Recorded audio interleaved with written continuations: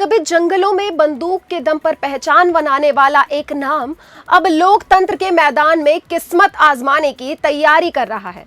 जी हां, छत्तीसगढ़ के सरेंडर नक्सली देवजी अब सियासत में कदम रखने की तैयारी में है। बंदूक से बैलेट तक के इस यात्रा ने सियासी गलियारों में हलचल मचा दी है। खबर है कि देवजी तेलंगाना की राजनीति में एंट्री कर सकते हैं और विधानसभा चुनाव लड़ने पर भी विचार कर रहे हैं। ऐसे में सवाल उठ रहा है, क्या एक पूर्व नक्सली अब लोकतांत्रिक राजनीति का नया चेहरा बनने जा रहा है? और इस बदलाव के पीछे आखिर क्या है पूरी कहानी? नमस्कार, मैं दिव्या और आप देख रहे हैं CGNN लाइव। छत्तीसगढ़ की नक्सल समस्या के बीच एक ऐसी खबर सामने आई है जिसने राजनीति और सुरक्षा दोनों ही हलकों में चर्चा तेज कर दी है।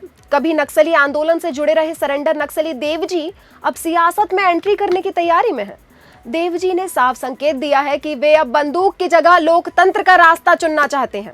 उनका कहना है कि अब वे कानून के दायरे में रहकर समाज और क्षेत्र के लोगों के लिए काम करना चाहते हैं।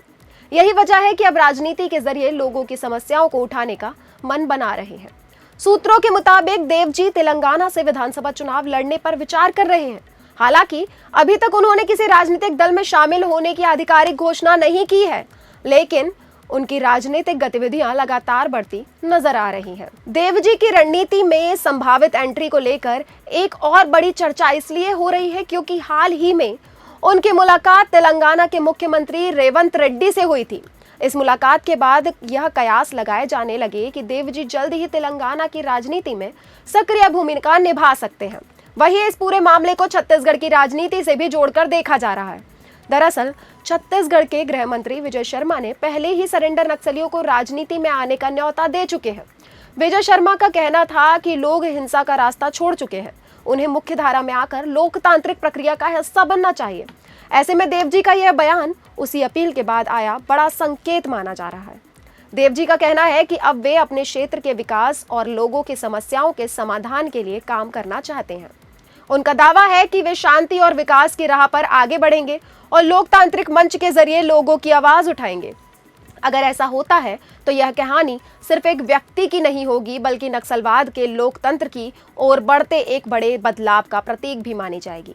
क्योंकि बंदूक छोड़कर बैलेट के रास्ते पर चलना सिर्फ एक राजनीतिक फैसला नहीं, बल्कि एक बड़ी सोच का बदलाव भी है।